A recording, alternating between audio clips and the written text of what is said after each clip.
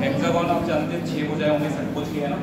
समषटभुज लिखा है, इसका मतलब जितनी भी साइड है वो सारी बराबर हो। ऐसा है ना कि आपके सिलेबस में रेगुलर हेक्सागोन है तो आपको यही पढ़ना है। अगर इसकी 6 साइड बराबर ही होंगी तो सबसे पहले आप मुझे ये बताइए इसका परिमाप क्या होगा। 6 भाई 3 साइड बराबर की तो 3 है, 4 साइड बराबर की तो 4 है, 6 साइड बराबर है तो परिमाप क्या हो जाएगा 6। अब देखो एक चीज समझना, इसका जो सेंटर होगा अगर हम इस प्रकार से इसको मिला दें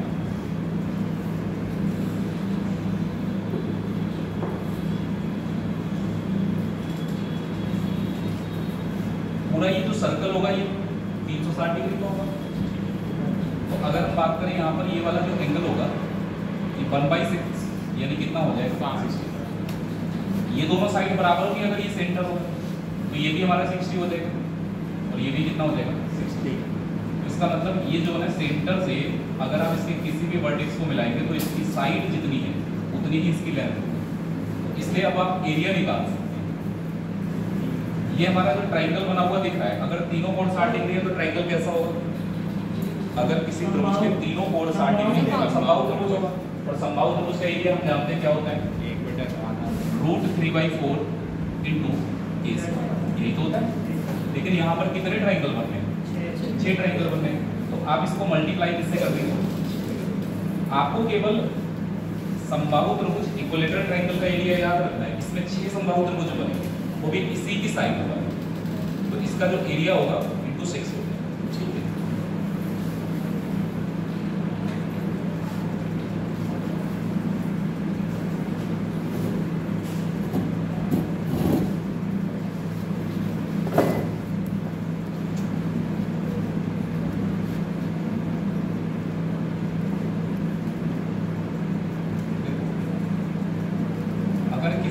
समषट्भुज का अंतःवृत्त खींचा जाए यानी कि इंसर्कल, या फिर इसका परिवृत्त खींचा जाए,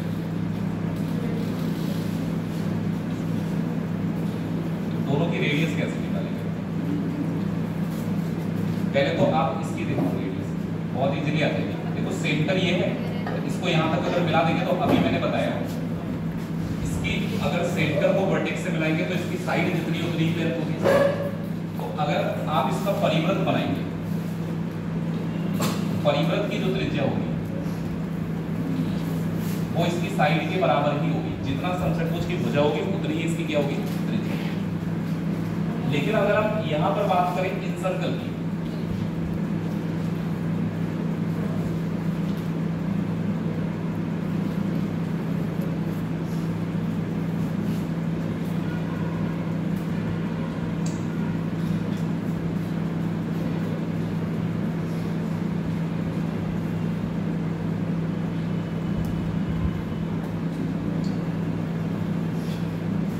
अगर इंसर्कल की बात करेंगे तो इसकी रेडियस कैसे निकालोगे? इसकी रेडियस तो ये वाली होगी ना, और ये वाला जो ट्रायंगल बन रहा था ये कैसा था, समबाहु त्रिभुज था। त्रिभुज कैसा था, समबाहु। तो जितना इसकी हाइट होगी उतनी ही इंसर्कल की त्रिज्या होगी।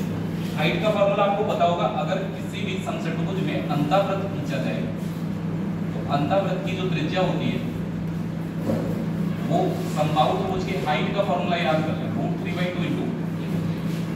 तो अगर त्रिज्या निकाल लोगे तो क्षेत्रफल निकालने में कोई दिक्कत नहीं होगी, चाहे आपसे परिमाप पूछ ले चाहे क्षेत्रफल पूछ ले, त्रिज्या निकालेंगे। त्रिज्यखंड पता है क्या होता है?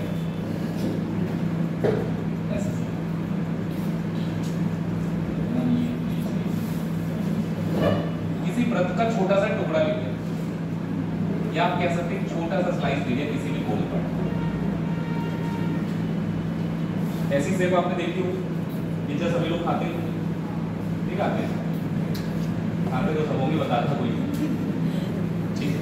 तो अगर जैसे होता क्या है, एक पूरा सर्कुलर ही तो होता है पिज्जा, सेब जनरली सर्कुलर ही होती है। फिर उसके बाद आप उसकी स्लाइस कर लेते हैं, 6 स्लाइस कर लिया, 8 स्लाइस कर लिया, तो जो स्लाइस करते हैं ना वो क्या होता है, वृत्तखंड या त्रिज्यखंड बोलते हैं, इसको सेक्टर बोलते हैं।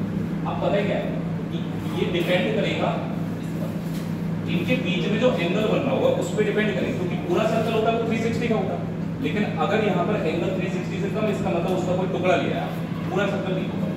तो अगर आपको यहाँ से एरिया निकालना है, एरिया में कोई दिक्कत नहीं है, पूरे सर्कल का एरिया याद रखो क्या होता है, आपको क्या करना है 360 का चेक करना पड़ेगा ये एंगल कितना। अब जैसे पता है क्या 180 डिग्री होता है, तो 180 360 का आधा ही तो होता है, इसका मतलब आपने आधा सर्कल लिया तो एरिया 1/2 हो जाएगा। आपने 90 ले लिया तो 90 360 का कितना होता है 1/4, तो एरिया जो होगा वो 1/4 हो जाएगा। अगर आपने 60 ले लिया और यहाँ लिखा 360, तो जो एरिया होगा वो कितना हो जाएगा। तो डिपेंड करता है कितने एंगल पे आप उसका एरिया निकालना चाहते हैं। एरिया की बात होगी। अब बात कर लेते हैं परिमाप।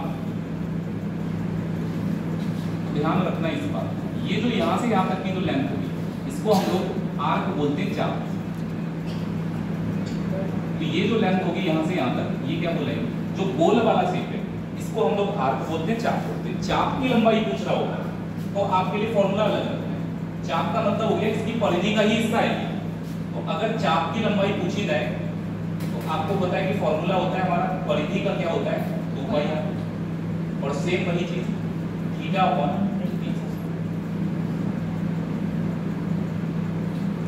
Theta upon 360 into 2πr। लेकिन ये तो चाप की लंबाई है, परिमाप के लिए आपको ये भी जोड़ना पड़ेगा, त्रिज्या ये वाली भी जोड़नी होगी। तो अगर आपसे परिमाप पूछा जाए तो आप इस तरीके से ध्यान रखना, चाप की लंबाई और प्लस इसका व्यास, व्यास का मतलब जल्दी से नोट कर लो, सवाल कर ले इसको, फिर रेडियस का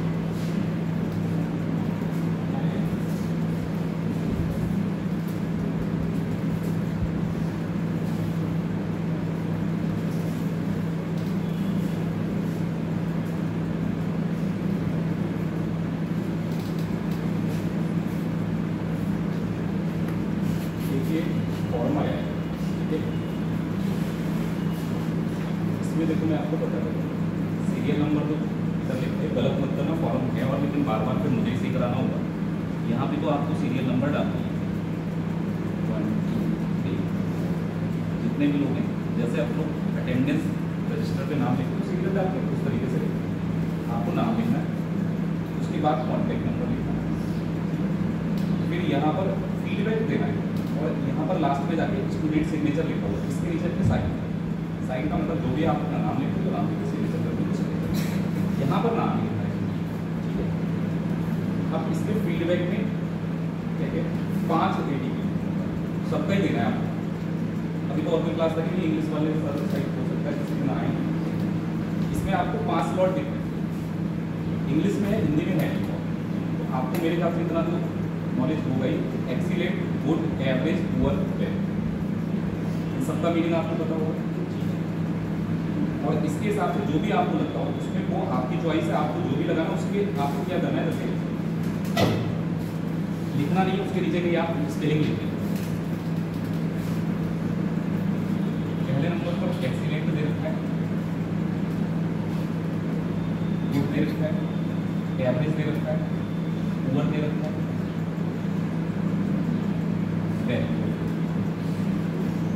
जो आपके अकॉर्डिंग लगता हो आप उसके नीचे क्या करना है, केवल मार्क करना है। मार्क किस तरीके का, और कुछ भी नहीं करना है। डेट में डालूंगा, जिसे मीनिंग ना पता हो उनका वो पूछ सकता है, अंग्रेजी मुझे आपके नहीं वैसे पता तो सबको ही होगा, पता है नहीं होता एक्सीलेंट क्या होता है, तो भाई जानते हो एक्सीलेंट क्या होता है? सबसे ज़्यादा तो नहीं बेस्ट होता है, करेक्ट, हाँ उत्कृष्ट कह सकते हैं। और ये पुअर और वेरी पुअर का मतलब गरीब और बहुत गरीब मत समझ लेना, खराब और बहुत खराब।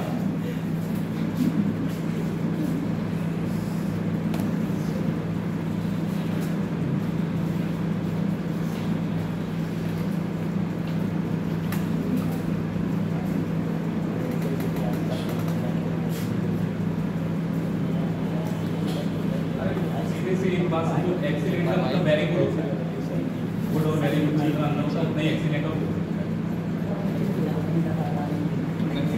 और कटिंग मत करना इस फॉर्मूले, ये मेरे पास ये रहेगा ऊपर जाएगा।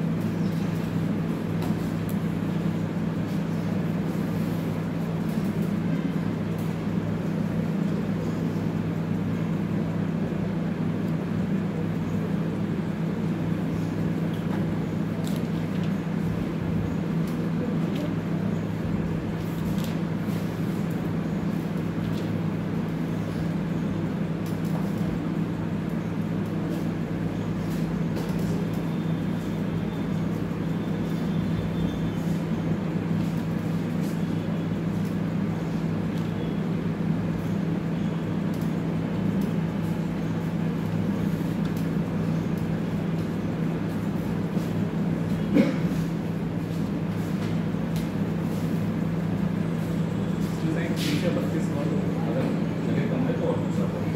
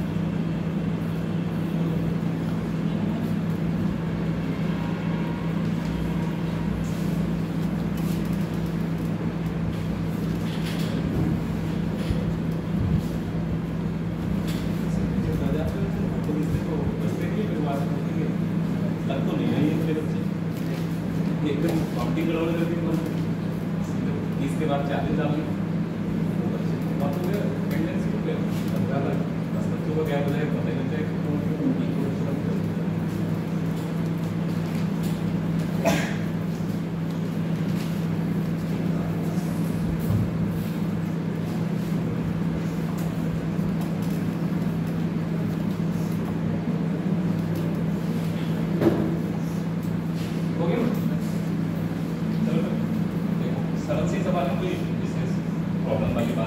परिमाप कितना दे रखा है 72। तो इसकी साइड कैसे निकालेंगे 6 से डिवाइड करना होगा ना क्योंकि 6 भुजाएं होंगी समसेट भुज की और बराबर होंगे तो फिर एक भुजा की लंबाई हमारी कितनी हो जाएगी 12। आपसे कह रहा है एरिया बताइए। मैंने क्या कहा एरिया निकालने के लिए कुछ मत करो केवल समबाहु त्रिभुज का एरिया जो भी होता है ना फॉर्मूला √3/4 × a²। ठीक है और आपको भी क्या बताया मैंने कहा ऐसे यहाँ पर कितने त्रिभुज होंगे 6 त्रिभुज होंगे तो इसी में आप मल्टीप्लाई किससे करेंगे एक ही जगह कितना लगाना है 12।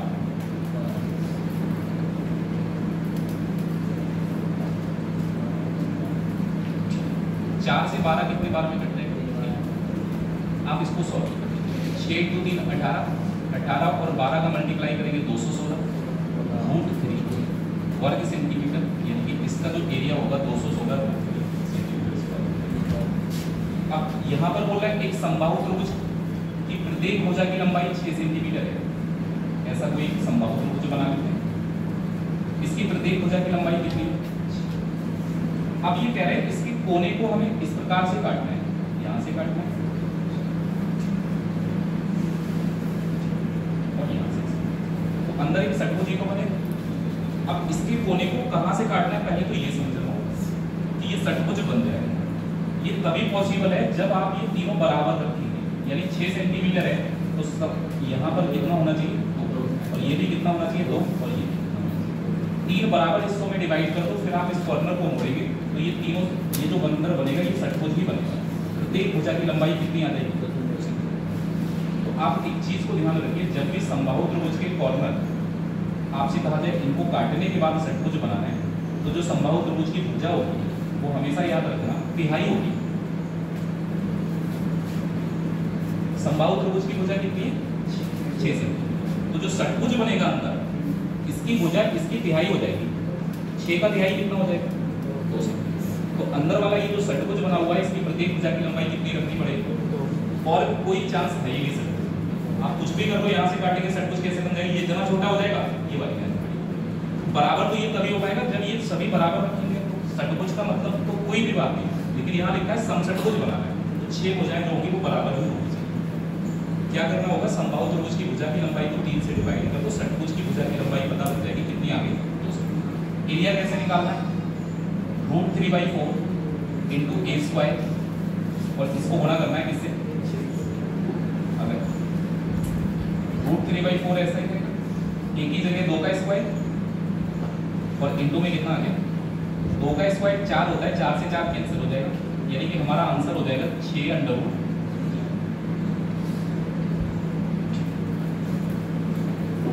भी षटभुज के परिवृत्त की परिधि दे देते। अच्छा परिधि का फॉर्मूला क्या होता है अगर वृत्त है तो वृत्त की परिधि का फॉर्मूला क्या होगा और ये हमें जो 2πr है इसकी वैल्यू हमको बता रहे हैं कितने सेंटीमीटर है 88। किसी भी वृत्त की परिधि का मतलब ये हो गया कि आपको जो वैल्यू दे रखी है 2πr की दे रखी तो क्या यहाँ से r की वैल्यू निकाल सकते हैं पाई की जगह हम लोग 22/7 लगा देंगे ठीक है और यहाँ पर r की जो वैल्यू है ये हम यहाँ से फाइंड कर सकते हैं 22 और 2 का मल्टीप्लाई 44 होता है 44 से यहाँ 2 बार लग जाएगा तो r की जो वैल्यू है वो कितनी आ गई ये पता है जिस परिवृत्त की बात कर रहे हैं इस षटभुज के बाहर से जो वृत्त खींचा गया उसकी त्रिज्या निकाली हमने कितनी आ रही 14 सेंटीमीटर। बात बताओ अभी मैंने बताया था कि अगर समषटभुज के बाहर से कोई भी वृत्त बनाओगे तो त्रिज्या और समषटभुज की जो भुजा होगी वो आपस में क्या होगी बराबर बताया क्योंकि अगर आप किसी भी समषटभुज के बाहर से वृत्त बनाते हैं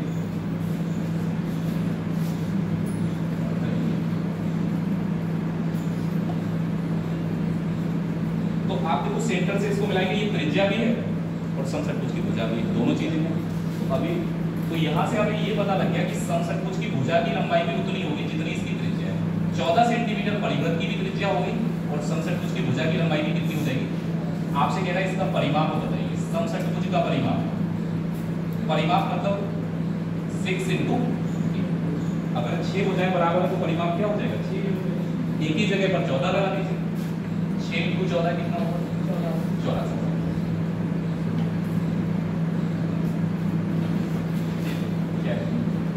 एक समषटभुज की प्रत्येक भुजा की लंबाई कितनी है 8। इसके अंतावृत्त का क्षेत्रफल ज्ञात कीजिए। देखो अंतावृत्त का क्षेत्रफल तभी निकाल सकते हैं जब आपको अंतावृत्त की त्रिज्या पता हो। ठीक है, तो अंतावृत्त की त्रिज्या कैसे निकालनी है, √3/2 और इंटू एक ही वैल्यू आपको दे रखी है। समषटभुज की भुजा की लंबाई को ही तो इसे रिप्रेजेंट करते हैं, तो एक ही वैल्यू कितनी है 8 सेंटीमीटर। अगर हम लोग यहाँ पर 8 सेंटीमीटर लगा दें, √3/2 और एक ही जगह पर 8 लगाना है, तो 2 से हमारा 8 कट जाएगा 4 पर।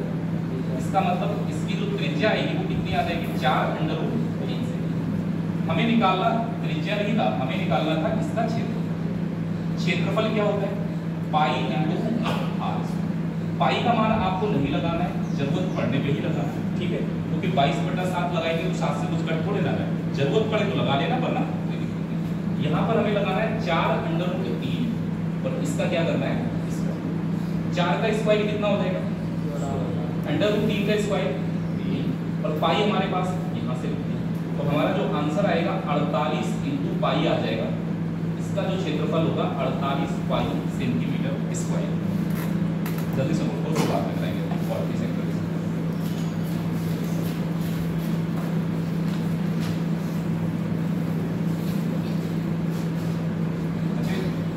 साइंस वाले भी बहुत अच्छे बैठे। साइंस में भी ये सेप देखी होगी, व्यंजन की होती है सही में, ये होती है व्यंजन की या फिर ये वाली होती है, ये वाली होती है बैलेंसी नहीं कर होगी ऐसी, मतलब ऐसी सेप होती है। ये तो लग रहा है यही व्यंजन होता है। डबल बॉन्ड को लगाना पड़ेगा।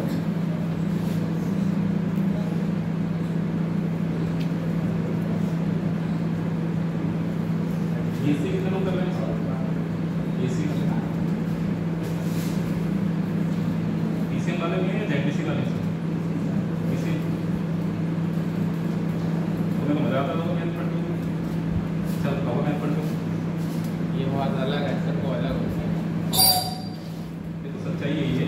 एक बात ये तो चलो एसी तो कोई बात नहीं, बीटेक करके आते हो अगर कंपटीशन का फॉर्म आते तो तैयारी करनी पड़ती है। बीटेक में हम मैथ पढ़ी होगी, ये मैथ के ऐसे सवाल भी हो सकते हैं कंपटीशन में जो उससे बनेंगे नहीं, बात होती है टाइम की। हो सकता है कल को सारे सवाल भी होंगे।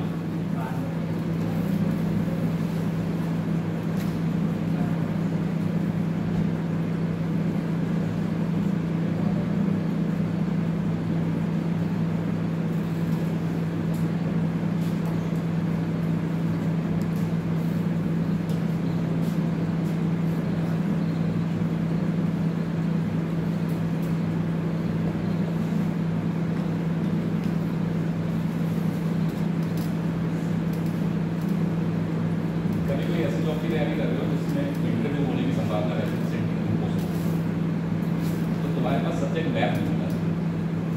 सही बता रहे हो, ऐसी चीज़ें पूछते हैं ना, तुमने वो चीज़ें अगर कभी आपके सामने आई भी होंगी तो इग्नोर मार देंगे, जिनकी जरूरत तुमने कभी समझी नहीं। और कोई सब्जेक्ट होता है थ्योरेटिकल आंसर दे सकते हो, मैथ में तो तुम्हें लॉजिकली आंसर देना, उसको लॉजिक बतानी पड़ती है।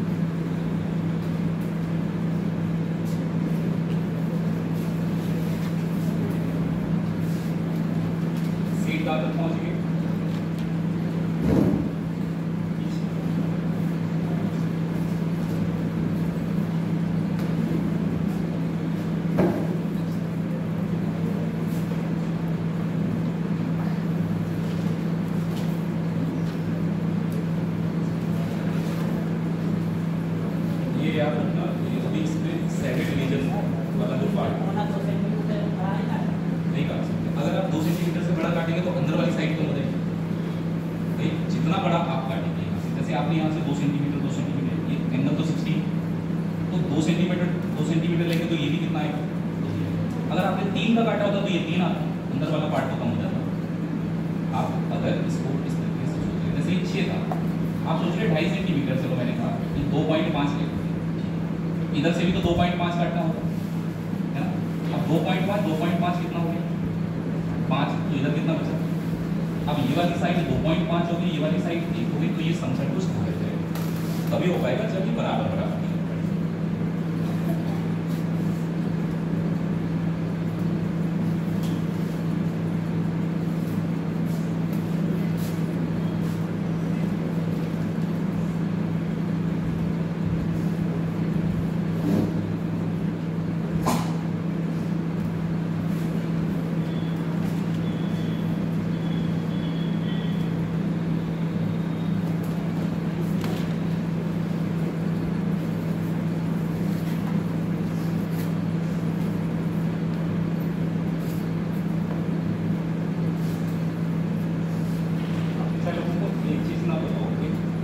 फ्रीडम फाइटर का नाम सुनिए आप?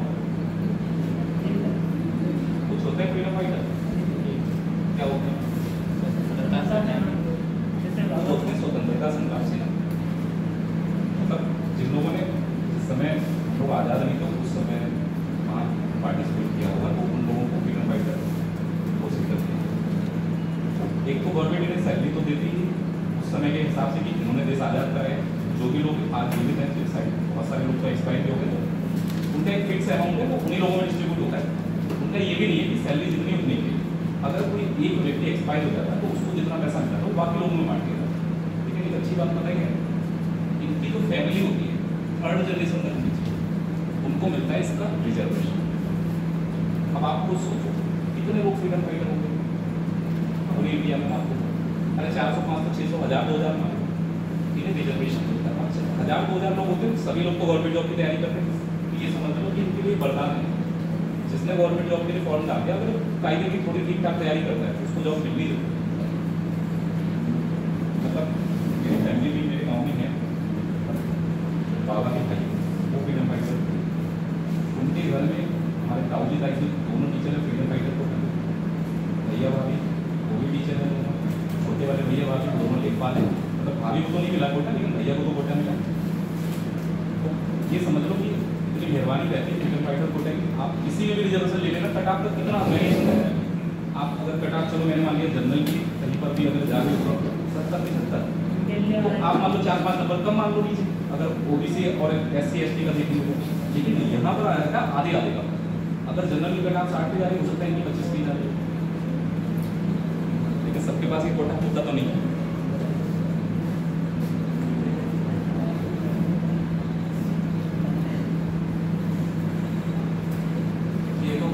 थर्ड जनरेशन तक कोटा दिया, वरना तो रिजर्वेशन हो जाता उनका पूरी सीट।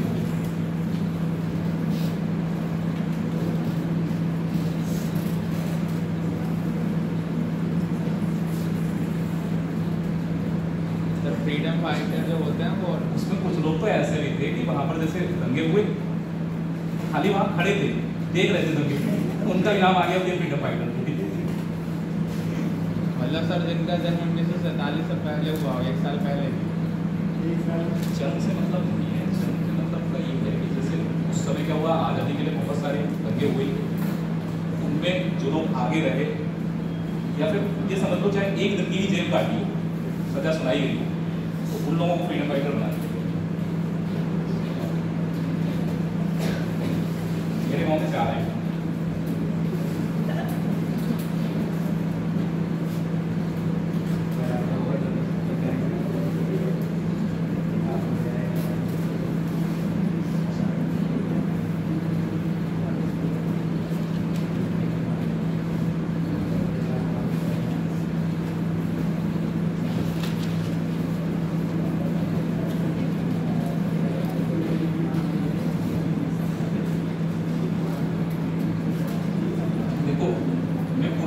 क्वेश्चन तो नहीं लिखाऊंगा, लेकिन कोशिश कर रहा हूँ बन जाए तो ठीक।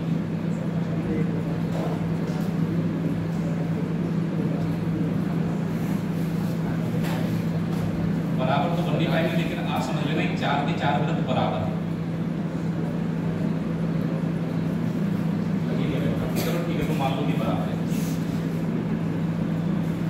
चारों वृत्त बराबर है, थोड़ा शॉर्ट में लिख दे रहा हूं। प्रत्येक वृत्त की त्रिज्या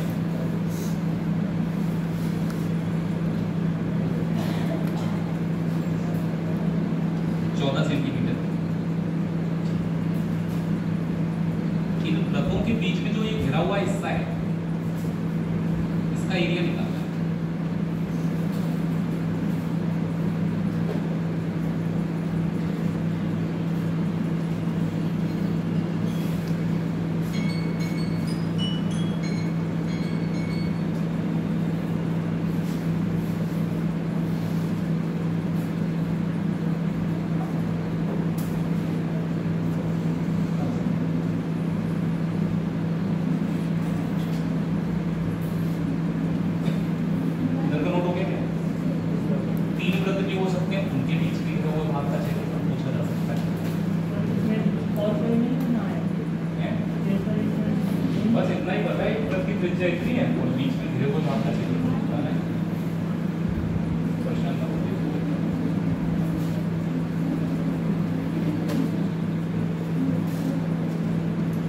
अगर तीनों वृत्त की त्रिज्या बराबर होगी तो तीनों वृत्त भी तो बराबर ही होंगे।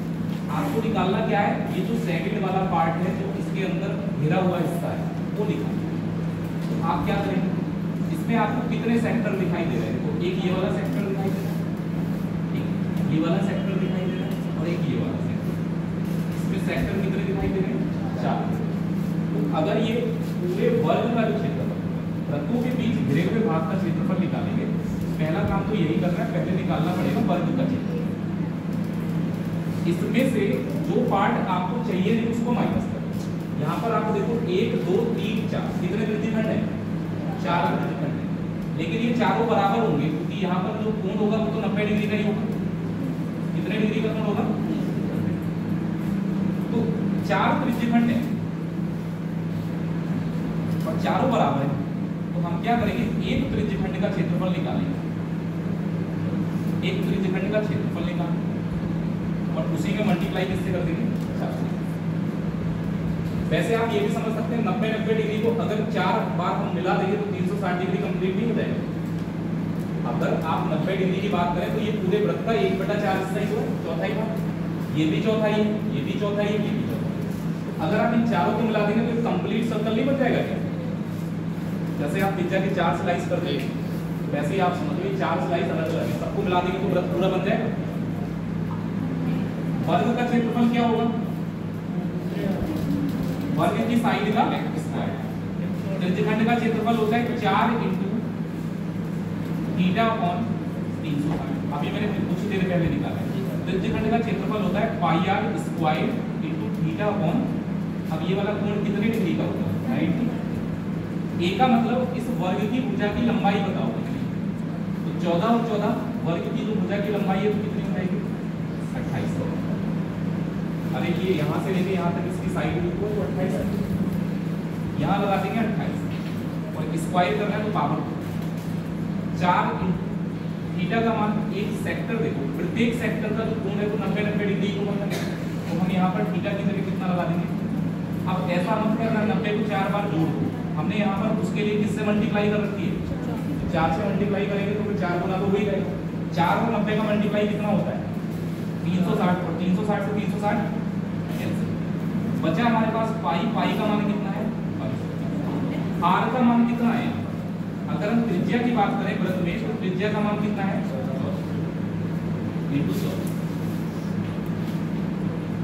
7 से 14 कितनी बार में करते हैं? 28 का स्क्वायर होता है कितना? 22 और 28 का यहाँ भी मल्टीप्लाई करना है। 28 × 2 56, 56 और 5 616 आ रहा है। 784 में से 616 माइनस कर दो, 14 - 6 8 हो जाता है, 7 - 1 6 हो जाएगा और 7 - 6 1 हो जाएगा। 168 सेंटीमीटर स्क्वायर इसका एरिया हो जाएगा जिसके अंदर घिरा हुआ है। इसी प्रकार से आप इसका निकालना, पहले आप सेंटर मिलाएंगे तो अंदर त्रिभुज बनेगा और त्रिभुज कैसा बनेगा? समबाहु त्रिभुज। तो समबाहु त्रिभुज का क्षेत्रफल निकालना, फिर उसमें से 3 त्रिज्यखंड माइनस हो जाएंगे। लेकिन आप अगर यहाँ से जब सेंटर मिलाएंगे समबाहु त्रिभुज होगा तो एक त्रिज्यखंड जो होगा कितने डिग्री का होगा? वर्ग का प्रत्येक कोण कितना होता है? 90। लेकिन जब आप यहाँ पर 3 पॉइंट मिलाएंगे तो समबाहु त्रिभुज बनेगा और समबाहु त्रिभुज का कोण कितना होगा? तो यहाँ थीटा की जगह 60 लगाना होगा और 4 की जगह कितना लगाना होगा? 3 लगाना होगा। इसको आप ये एक त्रिभुजाकार खेत है। पहले आप ये बताओ, ये जो 30, 40 और 50 मीटर त्रिभुजाकार खेत मैदान की लंबाई दे रखी है भुजाओं की, कैसा त्रिभुज होना चाहिए? अरे 30, 40, 50 संपूर्ण नहीं हो जाएगा, क्योंकि इसकी भुजाओं का जो अनुपात है अगर आप 0 काटते हैं तो इसका रेशियो आ रहा है 3, 4 और, तो इसका मतलब त्रिभुज कैसा है? एक बड़ा सा संपूर्ण त्रिभुज बना के रहे। हमने मान लिया ये 30 मीटर है, ये 40 मीटर है और इधर वाली कितनी? अब इसके प्रत्येक कोने का मतलब ये है कि यहाँ पर इन्होंने कितने मीटर? 14 मीटर लंबाई की एक रस्सी से 3 गाय बांधी। आप मुझे ये बताइए कि जो गाय की रेंज होगी वो इसमें केवल 14 मीटर तक की होगी। गाय की जो रेंज होगी कितने मीटर तक होगी? 4। ये पूरी हमें पता है यहाँ से यहाँ तक 40 है, तो यहाँ से अगर मैं किसी को बांधूंगा तो वो भी जो गाय होगी उसकी रेंज आप रस्सी से किसी को बांध देंगे तो जब वो उस रस्सी को टाइट होकर चलने की कोशिश करेगा तो वो सर्कुलर चलेगा, गोल, क्योंकि उसके लिए ये जो डिस्टेंस है ये कांस्टेंट रहना चाहिए इधर। जब ये कांस्टेंट हो जाएगा तो फिर वो जब घूमेगा तो कैसा घूमेगा? ठीक है। यहाँ पे जो गाय बंधी उसकी भी रेंज कितने मीटर तक है? 14 मीटर। फिर एक इस कोने पे गाय बंधी, तो तीनों कोने पर जो गाय बंधी वो 14 मीटर की रस्सी से बंधी है, तो सबके लिए जो रेंज है वो कितने मीटर है? अब आप ये बताइए, ये जो हिस्सा है ये तो गाय चल सकती है, बीच में जो बचा हुआ हिस्सा है इसको क्या गाय चल सकती है? ये वाला हिस्सा नहीं चल सकती। रस्सी से बांधने की लिमिटेशन हो गई ना, यहाँ से अगर हमने रस्सी से बांध दिया तो अगर वो चलेगी तो इतना हिस्सा तो चल पाएगी, लेकिन इधर वाला हिस्सा कभी भी नहीं चलता। तो 2 चीजें पूछता है, या तो पूछेगा कि मैदान में कितना हिस्सा गाय चल सकती है, तो पहले यही निकालेंगे कितना हिस्सा गाय चल सकती है। गाय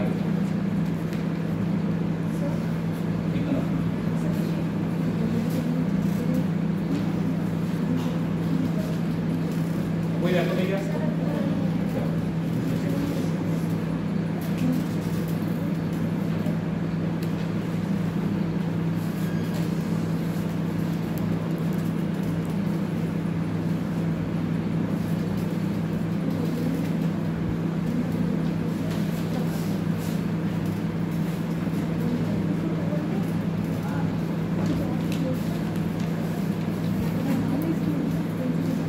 32 के बाद नंबर 33 जाना है।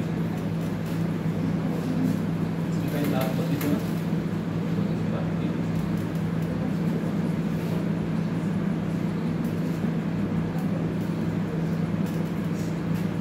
देखो मैंने क्या कहा कि अगर आपसे पूछा जाए कि गाय कितना क्षेत्र चल सकती है,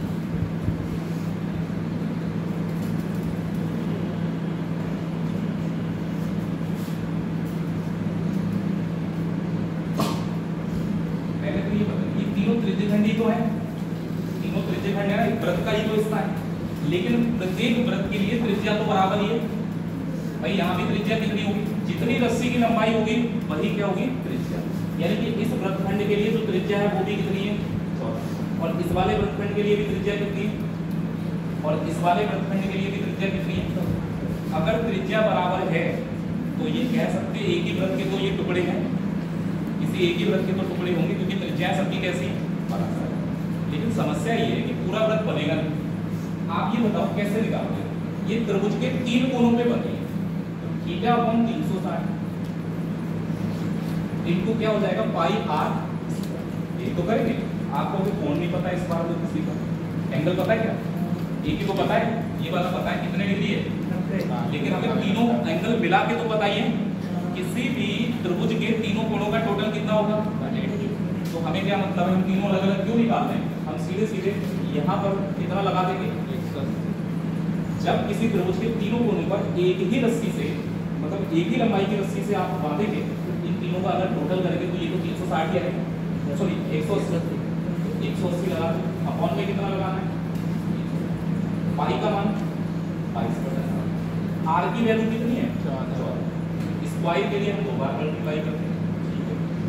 अब आप सॉल्व करो 180 से कितने बार में 2 बार, 2 से यहाँ कितना बार 11, 7 से यहाँ कितना बार 14 इंटू 2 88, यानी कि 308 सेंटीमीटर है, मीटर है। इस मैदान में वो कितना एरिया चल सकती है 308 वर्ग मीटर चल सकती है। अगर पूछे बचे हुए शेष भागों का क्षेत्रफल बताओ, आप क्या करोगे, जब भी शेडेड एरिया निकालना होता है ना, यानी कि बचे हुए हिस्से का भी कभी भी एरिया निकालना, तो आप ऐसे सोच ही नहीं पाओगे। अगर आपसे कोई कहते नहीं बताओ भाई ये वाला एरिया बताओ कितना होगा, इसका कोई फॉर्मूला ही नहीं बना पाएंगे कि आप इसका एरिया निकालो, इस पहले पूरे का एरिया निकालोगे, उसमें से इस वाले को क्या कर दोगे, आप क्या करोगे पहले निकालोगे इसका क्षेत्रफल, पूरे त्रिभुज का जो मैदान का क्षेत्रफल है उसको हमने निकाल दिया, जितना भाग ये चल सकती है उसमें से कितना हिस्सा चल सकती है 308, इसमें से 308 क्या कर देंगे, पूरे त्रिभुज के क्षेत्रफल में से जितना हिस्सा ये चल सकती है उसको माइनस कर देंगे, तो बचे हुए का क्षेत्रफल नहीं आता है। त्रिभुज का क्षेत्रफल कैसे निकालोगे, आधार इनटू आधार कितना है इसका 3, इसमें से 308 माइनस भी करना है, ये ध्यान रखना। 1/2 आधार है इसका 30 और ऊंचाई है कितनी 40, उसे हम यहाँ पर काट ले रहे हैं 15 बार और माइनस में हो जाएगा 308, तो 15 इंटू 4 60, 600 में से 308 घटाएंगे तो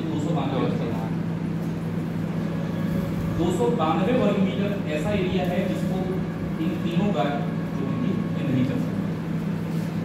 बस हम फिर स्टार्ट करें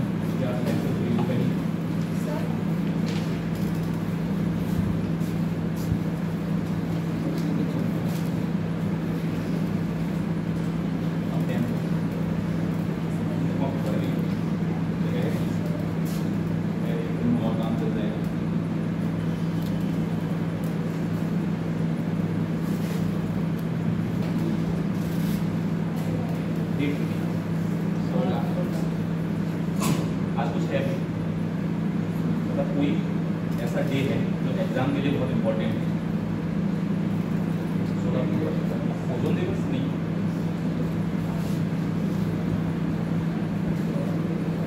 स्टूडेंट डे नहीं दे नहीं आता पेपर में, कुछ स्टेक है, गूगल सर्च करो कुछ है 16।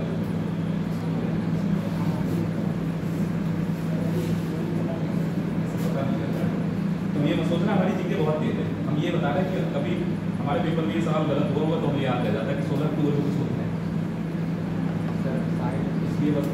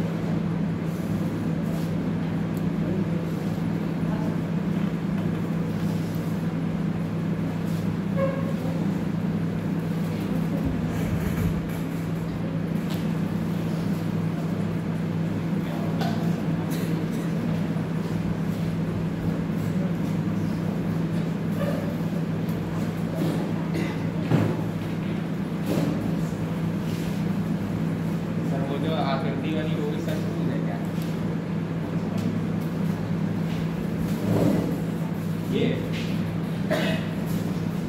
क्या बने? नहीं नहीं नहीं, ये तो फिर सर्कुलर हो गया ना, ये सीधा स्ट्रेट होता है तो सर्कुलर होता है। रस्सी से बांध के जब ये गाय इधर चलेगी तो वो सर्कुलर ट्रैक पे चलेगी।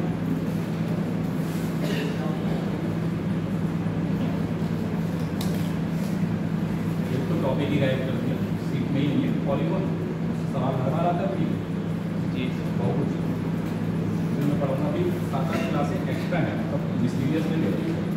जो चीज़ें मैंने इधर मुझे लगा कि जरूरी है एग्जाम के हिसाब से नहीं पढ़ाएंगे तो उनको 7-8 दिन में कवर करा दूँ। पीछे अल्फाबेटिक में कुछ चीज़ें थोड़ी हमने पढ़ी थोड़ी।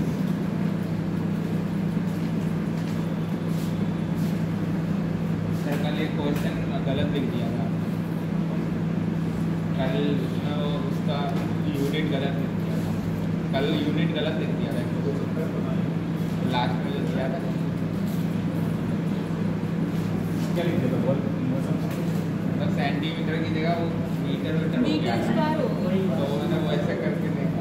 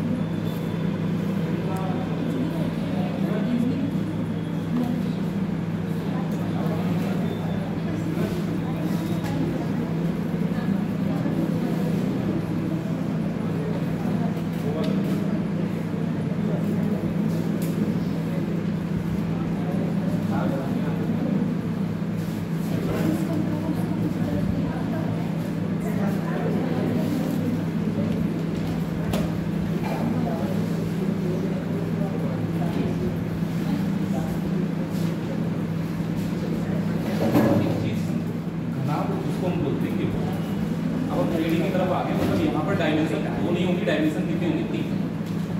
तीन डायमेंशन होंगी, तभी आप वॉल्यूम निकाल सकते हैं, वरना वॉल्यूम नहीं निकाल सकते। अब जैसे आपसे पूछे इस फर्श का आयतन बता, नहीं बता सकते ना, इस फर्श का गड्ढे का आयतन बता सकते क्योंकि तीसरी डायमेंशन कोशिश कर रहे हैं, अगर बन गया तो ठीक है, वरना ऐसे ही समझ लेगा। तो सर बना दिया नीचे से बना सर, नीचे से बनाइए तो क्या ऐसे बना पहले तो रेक्टेंगल बनाइए। सही है, ऐसे ऐसे बन जाता है। पूरा बना के फिर बीच से बना अब तो बीच से ऐसे बन जाएगा। सही है, सही है। बन ही जाएगा। सही है। एक और एक काम करिए। अरे बढ़िया समझता है, तुम्हारी समझ में आ गया तो खराब एक बॉक्स होता है वैसा, एक तरीके से जैसे रूम है तो इसकी शेप खराब जैसी है। इसकी 3 डायमेंशन होती है। कौन कौन सी डायमेंशन होती है? अब देखो, एक डायमेंशन तो इसकी होती है लंबाई। जैसे आप इसकी बात करें तो ये हमारी इसकी क्या होगी? अब इधर वाली इसको हम लोग क्या बोलेंगे? जैसे इसी कमरे की बात करें, इस कमरे की ये तो लंबाई है और ये वाली क्या होगी? और तीसरी डायमेंशन इसकी हाइट, यानी हाइट ये वाली इसकी डायमेंशन कितनी होगी? आप समझते हो? कमरे की शेप घनाभ जैसी होगी। कभी भी कमरे के बारे में कुछ पूछा जाए तो समझना फॉर्मूले कॉन्सेप्ट घनाभ के ही लगे। घनाभ का एक तो अलग से भी सवाल आता है घनाभ के बारे में, और दूसरा क्या है, कमरे की बात हो रही तो आप समझ लेना बात हो रही इसकी। जैसे कमरे में एक और भी बात समझ लो, जैसे कमरे में अगर कोई आपसे कहे कितनी हवा है, जितना आयतन होगा उतनी तो हवा होगी। या फिर आप जैसे आपसे कहेगा एक बर्तन है, किसी भी शेप का बता, आपसे कहेगा पूरा भरा हुआ कितने लीटर लिक्विड, तो आपको पता है कि बर्तन की जितनी कैपेसिटी होगी, जितना वॉल्यूम होगा उतना ही उसमें लिक्विड डाला जा सकता है। तो वो आप समझ लेना उसके आयतन की बात होगी। तो यहाँ पर हम लोग बात करें आयतन क्या होगा? घनाभ होगा। आयतन को हम लोग क्या बोलते हैं? वॉल्यूम। लंबाई इंटू चौड़ाई इंटू, अब देखो पता है क्या, इसका जो आधार होता है, जैसे हम कहें कमरे का आधार क्या है? फर्श। कमरा किस पर बना हुआ? फर्श के ऊपर बना हुआ है। आधार क्या है इसका? तो फर्श की तो 2 ही डायमेंशन होंगी, लंबाई और चौड़ाई।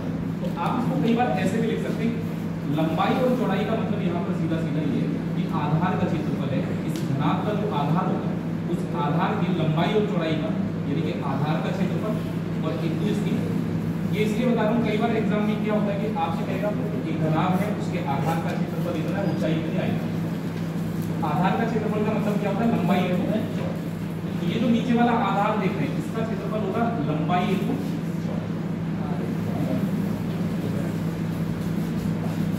आगे की बात।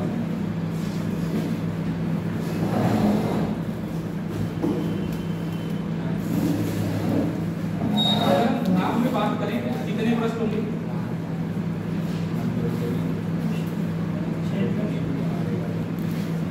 टोटल कितने प्रश्न होंगे? 6। और 3 प्रश्न आपके एक दूसरे से जुड़ेंगे। किसी भी कोने पे आप देख लो 3 ही प्रश्न जुड़ेंगे। जैसे इस कॉर्नर पे आप देखेंगे, एक तो ये फर्श हो गया, एक ये वाली दीवार और एक ये। हर कोने पे कितने प्रश्न होंगे? संलग्न प्रश्न बोला जाता है जो एक कोने पे जुड़े हुए हैं, यानी कि तीनों एक दूसरे से टच है। ठीक है, तो संलग्न प्रश्न कौन कौन से होते हैं? देखो, एक तो ये वाला हो गया, जैसे मैंने ये लिख दिया लंबाई इंटू चौड़ाई। एक प्रश्न हो गया जिसकी लंबाई इंटू चौड़ाई। तो एक प्रश्न का क्षेत्रफल तो हमें पता लग गया, लंबाई इंटू चौड़ाई।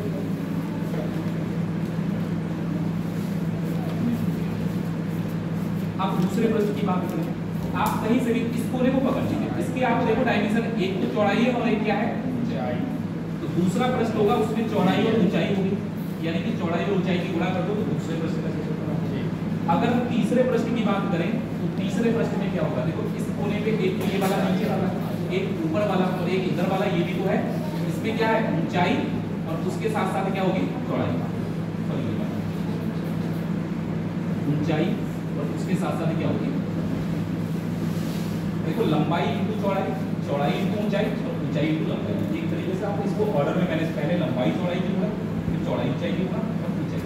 होता क्या है, कई बार आपसे एग्जाम में कह देगा कि एक घनाभ है, उसके 3 संलग्न प्रश्नों का क्षेत्रफल ये है, मतलब आपको वो वैल्यू देगा लंबाई इंटू चौड़ाई, चौड़ाई इंटू ऊंचाई, ऊंचाई इंटू लंबाई, या तो आयतन। अब फिर इसी से हम लोग क्या करते हैं, एक होता है संपूर्ण प्रश्न।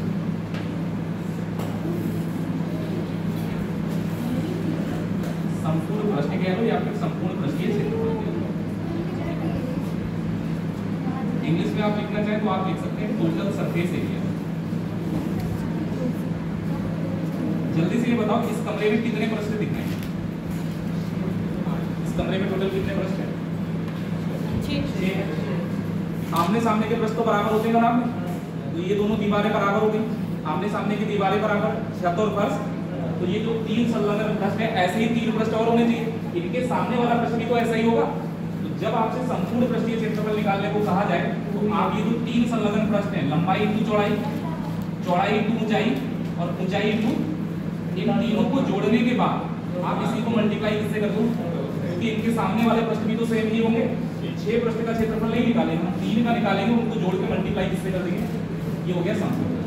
तो ये धनात्मक सत्य। एक चीज और ध्यान रखना, अगर किसी घनाभ में आपसे कहा जाए विकर्ण क्या होगा या विकर्ण की लंबाई, डायरेक्ट विकर्ण का फॉर्मूला याद रखना आप, जैसे आपसे पूछेगा तो सिर्फ इतना पूछेगा, ये कमरा दिख रहा है आपको, उसकी लंबाई चौड़ाई ऊंचाई मैंने बता दी, मैं आपसे इस कमरे में कोई भी आपसे चाहे छड़ी कह दें चाहे कुछ भी कह दें, अधिकतम कितनी लंबाई की छड़ रख सकते, कोई बॉक्स रख दिया, बॉक्स है आपके पास, लंबाई चौड़ाई ऊंचाई तो होगी, आपसे कहेगा इसमें कितनी लंबाई की छड़ अधिकतम रख सकते। आपने देखा होगा कि बॉक्स ले जाते थे स्कूल में तो पेंसिल का साइज ज़्यादा होता था, तो हम उसको कैसे रखते थे, उसको तिरछा करके रखते थे। कारण क्या था कि विकर्ण से बड़ा कुछ भी नहीं रख सकते। विकर्ण का मतलब अगर जैसे इस कोने को उस वाले कोने से मिलाया जाए, इससे ज़्यादा लंबाई की छड़ नहीं रख सकते। तो विकर्ण की लंबाई हम लोग कैसे निकालेंगे, विकर्ण की लंबाई निकालेंगे लंबाई स्क्वायर प्लस चौड़ाई स्क्वायर प्लस ऊंचाई स्क्वायर, और इसका हम लोगों को क्या करना है, अधिकतम लंबाई की छड़ पूछे तो हमेशा क्या निकालना, कमरे की शेप सेम ऐसी ही होती। कमरा की अगर बात करें तो कमरे की जो शेप होती है वो कैसी होती है, घनाभ जैसी। तो जैसे हम लोग घनाभ का आयतन निकालते हैं वैसे कमरे का निकालेंगे, कमरे का आयतन भी यही होता है, लेकिन कमरे में कुछ चीजें अलग से पड़ती हैं।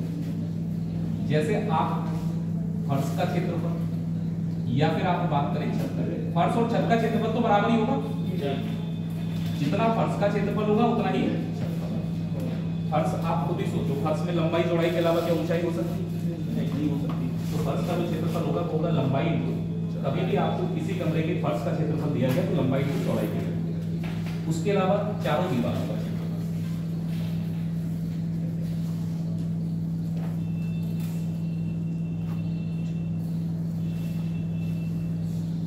अब लंबाई और चौड़ाई से अगर फर्श बनना है तो आयताकार ही होगा, ये आयताकार ही तो फर्श है, ठीक है। आयत का परिमाप क्या होता है, 2l प्लस b, ये होता है आयत का परिमाप। लेकिन हमसे दीवारों का क्षेत्रफल निकालो तो दीवार की ऊंचाई से मल्टीप्लाई करो, जो भी पेरीमीटर आए उसको आप क्या करो, ऊंचाई से मल्टीप्लाई करो। तो चारों दीवारों का क्षेत्रफल जब निकालना होगा तो क्या करना होगा, 2l प्लस b इंटू। अब अगली बात आती है घन के होते हैं क्यूब, सारी वजह बराबर, जिसकी लंबाई चौड़ाई ऊंचाई तीनों क्या हो बराबर। तो ऐसे देखो कह सकते हो घन भी घनाभ होता है, लेकिन उसकी लंबाई चौड़ाई ऊंचाई कैसी होती है, बराबर होती है, और कुछ नहीं।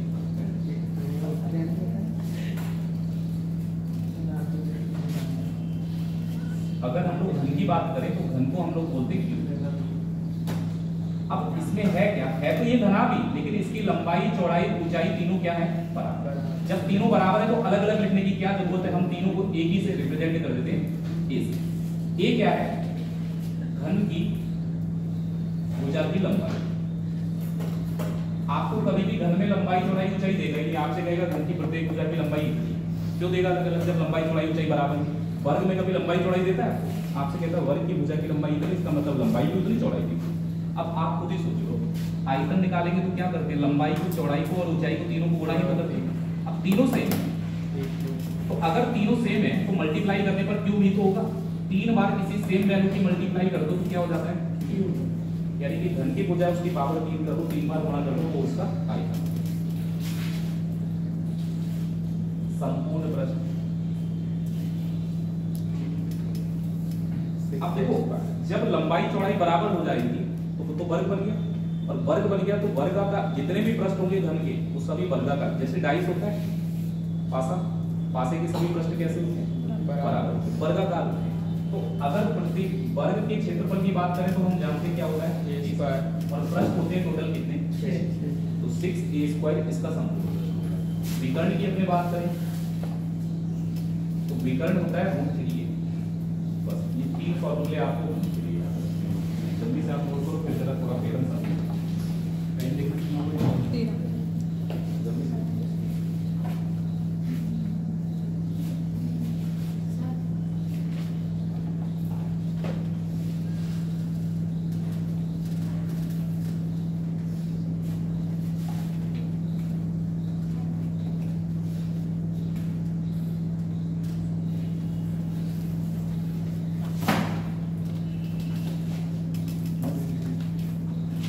दोनों पे लगा दिया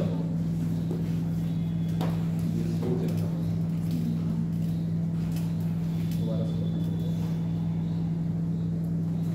इसीलिए हमने एक एक्स्ट्रा फॉर्म दिया था, इसी गलत करेंगे।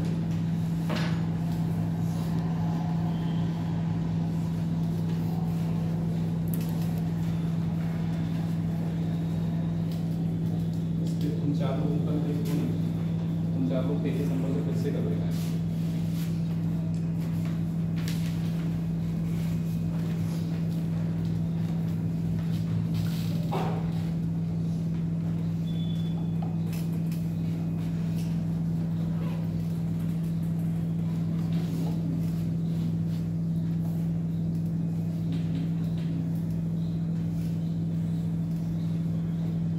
इसका विकर्ण कैसे बनता होगा इसी में आपको ना विकर्ण पता है क्या है? जो दो कॉर्नर होते हैं, जैसे आप अगर बात करेंगे इस वाले कॉर्नर को उस वाले कॉर्नर से मिलाना तो इस दीवार का विकर्ण निकालना है, हमें इस रूम का विकर्ण निकालना है तो इस कॉर्नर को उस वाले कॉर्नर से मिलाना होगा, इसके अलावा या फिर इस वाले कॉर्नर को मतलब फार्मूला इसको ऐसे बनता होगा। अच्छा फॉर्मूले की बात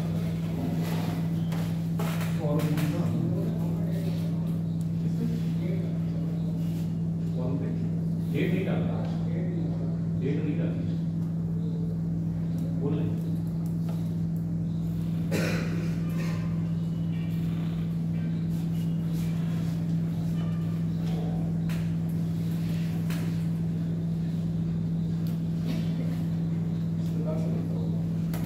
इसको निकालना होगा, इसका विकर्ण अब ये आएगा L square plus B square, ठीक है। फिर ये वाला क्या हो जाएगा L square plus B square plus H square.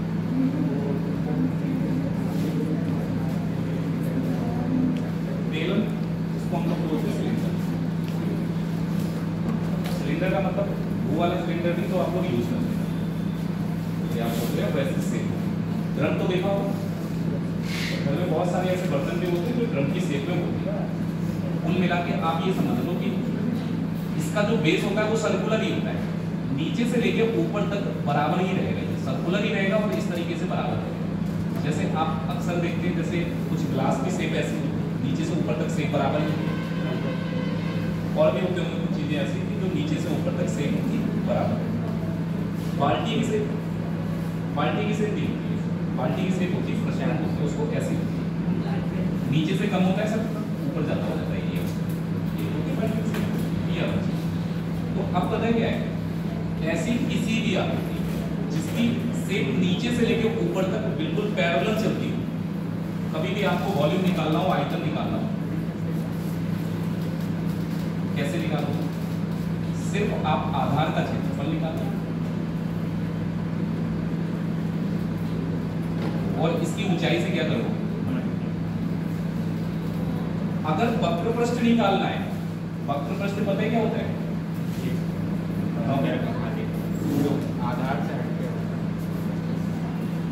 कह सकते हो वक्र पृष्ठ को बोलते हैं हम लोग लेटरल सरफेस एरिया। आप पता है क्या, जैसे आप यहाँ पे सेंटर में करते हैं तो ये जो चारों तरफ का आपको बेस जो चारों तरफ नहीं दिख रहा है ना, होल वाला पार्ट, आपको ना तो आधार की तरफ देखना है कि आधार कितना है और ना ही इसके टॉप को देखना है, केवल ये चारों तरफ का जो सर्कुलर वाला आपको दिख रहा है, इसका जो एरिया होगा वो कहलाता है लेटरल सरफेस एरिया। जैसे आप इस मार्कर की बात करें, इस मार्कर की अगर हम बात करें, चारों तरफ का जो एरिया होगा उसकी बात करें, ना तो इधर का एरिया निकालना ना इधर का। ये कैसे निकालेंगे? तो वक्र पृष्ठ निकालेंगे तो इसके लिए हम आधार की परिधि या परिमाप, अब गोल है तो परिधि लिखना पड़ेगा, और इसको हम लोग मल्टीप्लाई कर देते हैं किसी। अब ये इसलिए बता दिया, आगे आप प्रिज्म पिरामिड पढ़ेंगे, तो जो प्रिज्म होता है ना, प्रिज्म तो त्रिभुजाकार भी होता है लेकिन उसकी भी शेप ऊपर तक एक ही जैसी होती है, तो ये फॉर्मूले वहां काम आते हैं, जिसकी शेप पैरेलल हो नीचे से ऊपर तक एक ही जैसी, एक होती कोन जैसी शेप बन जाती है, जो आप अभी शंकु में पढ़ेंगे तो वो पिरामिड बनते हैं, क्या होता है ऊपर जाके कोन बन जाती है, तो वो होते हैं पिरामिड। अब आप यहाँ पर एक बात बताइए, इसके आधार की बात करें तो आधार गोल ही तो है, आधार कैसा है? अगर आधार गोल है तो जाहिर सी बात है इसका जो क्षेत्रफल होगा वो क्या होगा? पाई आर स्क्वायर। ऊंचाई को हम लोग किससे लिखेंगे? तो अगर किसी भी बेलन का आयतन निकालना है तो pi into R square into H. R क्या है बेलन की त्रिज्या, एच क्या है उसकी ऊंचाई। वक्र पृष्ठ निकालना है तो आधार की परिधि हो गई 2 पाई आर। आधार अगर गोल है तो परिधि क्या होगी? 2 पाई आर, और ऊंचाई क्या होगी? तो इसीलिए इसको हम लोग बोलते हैं 2 पाई आर एच। अब एक फॉर्मूला इसमें ऐड कर दो, संपूर्ण पृष्ठ। अंतर क्या होगा संपूर्ण पृष्ठ में और वक्र पृष्ठ में? संपूर्ण पृष्ठ को बोलते हैं टोटल सरफेस एरिया, ठीक। संपूर्ण पृष्ठ और वक्र पृष्ठ में इतना ही अंतर है, वक्र पृष्ठ में केवल ये चारों तरफ का एरिया लिया था और संपूर्ण पृष्ठ में सबका एरिया लिखा है। ये जो आप देख रहे हैं ना नीचे वाला ये जो पार्ट गोल और ऊपर वाला जो पार्ट गोल, इसका एरिया भी गोल है। तो आप ये बताइए नीचे वाला पार्ट ये भी तो गोल है, ऊपर वाला पार्ट भी कैसा है? तो आपका संपूर्ण पृष्ठ जो होगा, संपूर्ण पृष्ठ का मतलब पता है क्या है कि वक्र पृष्ठ तो होगा ही होगा इसमें, उसके साथ साथ आधार का क्षेत्रफल और जोड़ना पड़ेगा आपको, आधार या फिर शीर्ष का क्षेत्रफल।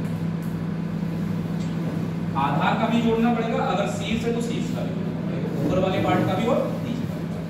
वक्र पृष्ठ हमारा था क्या? 2 पाई आर एच। अब आप मुझे खुद बताओ कि आधार का क्षेत्रफल क्या होगा? पाई आर स्क्वायर, और शीर्ष का क्षेत्रफल भी क्या होगा? पाई आर स्क्वायर, क्योंकि नीचे और ऊपर सेम सेम ही तो है। तो इसीलिए हम यहाँ पर मल्टीप्लाई किससे कर देंगे? ये वाला फॉर्मूला भी याद रखना पड़ेगा, क्योंकि कई बार वक्र पृष्ठ और संपूर्ण पृष्ठ दे देगा, आपसे कुछ ना कुछ पूछ लेगा। अगर आप इन दोनों में बात करें तो 2 पाई आर कॉमन आ जाएगा, बचेगा क्या? ठीक है, तो ये वाला फॉर्मूला भी याद रखो, ये भी याद रखो, दोनों याद रखो।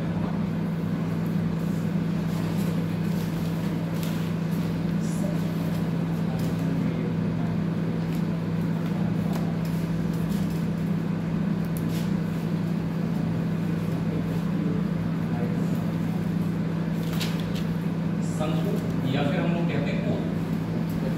कोण ऐसा होता है जैसे कि मेहंदी लगाने वाली एक तो कोण होती है ना, आइसक्रीम खाते हैं वो भी क्या होती है? कोण होती है। बर्थडे कैप होती है वो भी क्या होती है? कोण। तो आपने देखा तो है कि कोन कैसी शेप होती है, ठीक है। अब ये अगर हम बात करें तो यहाँ भी नीचे का जो आधार ये तो गोल हो गया। गोल होने का मतलब अगर हम बात करें ये आधार गोल है तो इसकी त्रिज्या भी होगी कुछ ना कुछ, त्रिज्या को हमने जैसे आर किया। लेकिन यहाँ पर हाइट की बात करें तो हाइट दो होगी, एक तो ये वाली हाइट होगी और एक ये वाली, ये होती स्लैंट हाइट जिसको एल से रिप्रेजेंट करते हैं और हिंदी में बोलते हैं तिर्यक ऊंचाई या कह सकते हो तिरछी ऊंचाई, तिर्यक ऊंचाई, और इंग्लिश में बोलते हैं स्लैंट हाइट, ठीक है। तो ये जो तिरछी वाली ऊंचाई है इसको हम लोग एल से रिप्रेजेंट करते हैं। अब इनके बीच में अगर आप देखें तो यहाँ पर अगर देखा जाए तो कितने डिग्री का कोण बनना होगा, 90 का। तो यहाँ पर तो एक बात कंफर्म है कि एल स्क्वायर बराबर क्या होगा, एच स्क्वायर प्लस आर। अगर कभी भी तीनों में से दो चीजें दे दी जाए तो तीसरी चीज निकालने के लिए ये फॉर्मूला काम में आएगा। या तो त्रिज्या और ऊंचाई दे दिया, स्लैंट हाइट निकालनी पड़ सकती है। इसके लिए क्या आयतन का क्या फॉर्मूला होगा, सेम इधर वाला फॉर्मूला याद है, क्या होगा आयतन का, पाई आर स्क्वायर इनटू एल, बस इसी में मल्टीप्लाई किससे हो जाएगा 1 पाई आर स्क्वायर एच तो रहेगा ही रहेगा, लेकिन ये उसका 1/3 होता है। 1/3 अगर हम इसका कर देंगे तो फिर हमारा जो होगा शंकु का आयतन आ जाएगा। अगर हम इसके वक्र पृष्ठ की बात करें तो ये होगा पाई इंटू आर, इसका वक्र पृष्ठ जो है वो इसकी स्लैंट हाइट से निकलता है। जो हम लोग तंबू बनाते हैं, टेंट बनाते हैं, तो अक्सर पूछा जाता है पेपर में कि इस टेंट को बनाने के लिए कितना कपड़ा लगेगा, तो कपड़ा निकाल कितना लगेगा, जितना इसका वक्र पृष्ठ होगा। नीचे थोड़े ना लगाते टेंट में कपड़ा, टेंट में तो ऊपर ही लगाते कपड़ा, तो जितना वक्र पृष्ठ होगा उतना ही कपड़ा कैनवास लगाया जाएगा। तो कपड़े का एरिया पूछता है कितना कपड़ा की जरूरत है। संपूर्ण पृष्ठ का भी फॉर्मूला लिखना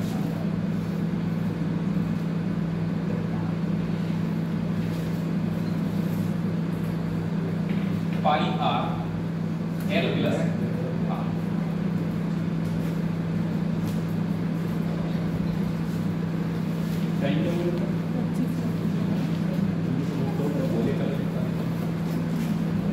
सिग्नेचर हो गए थे सबके, कोई ऐसा पूछा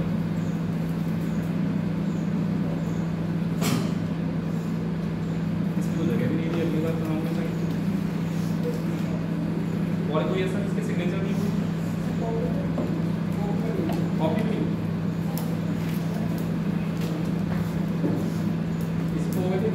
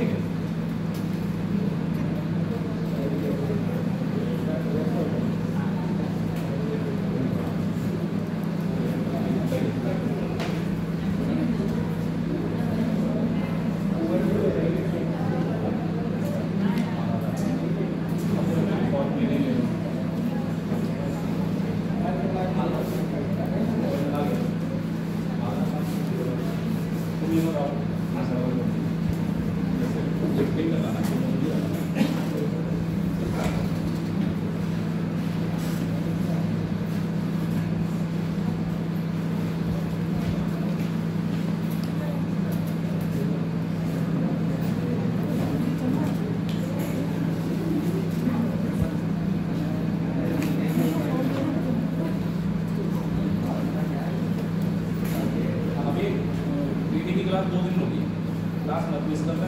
चाहे यही 2D का क्वेश्चन आएगा, लेकिन 3D का 100% क्वेश्चन आएगा, चाहे SSC का कोई एग्जाम दे दो या फिर और भी कोई सेंटर का ऑनलाइन एग्जाम होगा तो वो देख लेना, आना जरूर है। वीडियो मुझे लगता है 2D से ज़्यादा समझ होती है, तो देखा जाए 2D में ज्योमेट्री का भी पार्ट आ जाता है, 3D में ज्योमेट्री का नहीं आता है, लेकिन फॉर्मूले याद होंगे, सब आप होंगे।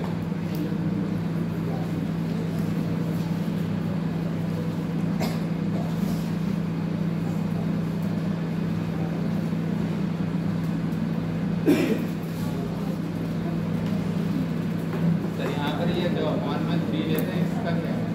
ऐसा है ये तो कैसे एक्सपेरिमेंट बेस्ड चीजें ऐसा था, एक कोन बनाई, फिर एक ये बनाया, इसी इंसान ने अगर हम बात करें इसमें पानी में से, फिर उसी हाइट की उसी की कोन बनाई, पता क्या है इसको पानी से जो वॉल्यूम से कंपेयर किया गया है, इसका 1/3 में ऐसी जो कोन बन रही थी इसके पानी का 3 गुना तीसरा हिस्सा एक्सपेरिमेंट से हुआ था।